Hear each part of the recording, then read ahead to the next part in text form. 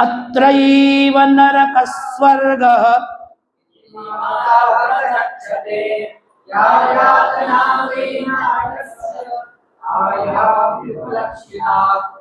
कपिल देव भगवान माता से कहते हैं कि भैया नरकः स्वर्गः अत्रैव इति प्रचक्षते। एक मत ऐसा भी है, कुछ लोग ये भी कहते हैं कि अरे भैया स्वर्ग नरक सब यही है,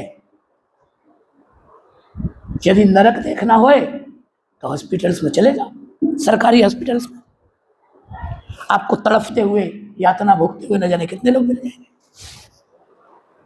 स्वर्ग देखना हो तो 7 स्टार होटल में चले जाओ, यही नरक है यही स्वर्ग है। एक मत ये भी है। तो यदि यही है तो क्या ऊपर नहीं है, ये एक प्रश्न आया।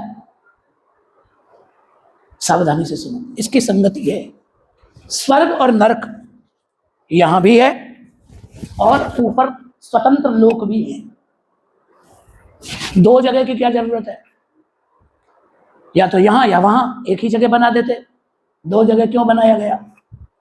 उसकी संगति यह है शास्त्र में कि यदि सामान्य पाप किए हैं और सामान्य पुण्य किए हैं, उनका फल भोगने को इसी लोक में स्वर्ग और नरक दोनों प्राप्त होते हैं। सामान्य पाप किए हैं, रोगी बन के पैदा हो जाओगे, जिंदगी भर हॉस्पिटल में भोगते रहो। सामान्य पाप का फल भोगने के लिए यह मृत्युलोक ही नरक हो जाता है।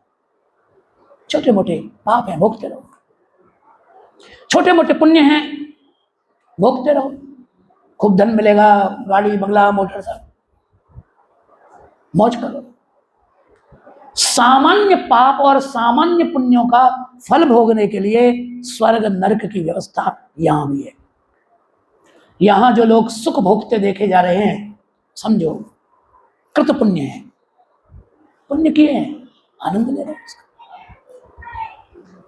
और यदि दुख भोगते हुए देखे जा रहे हैं, कुछ पाप करके आए हैं, भोग रहे हैं।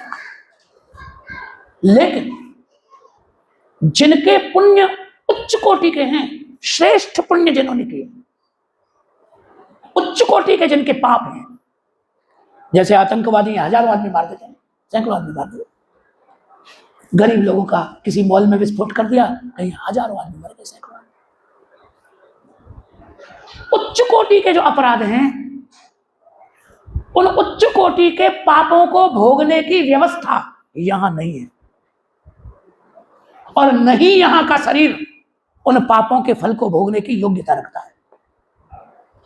न तो उतने साधन है कि उतने बड़े पाप का फल कोई भोग पाए, साधन भी नहीं है, और शरीर में भी इतनी योग्यता नहीं है कि अनंत दंड को, अनंत कष्ट को वो सह पाए। तो यातना दे है उसके लिए। जो गंभीर पापी हैं उनके लिए अलग से नरक की व्यवस्था है,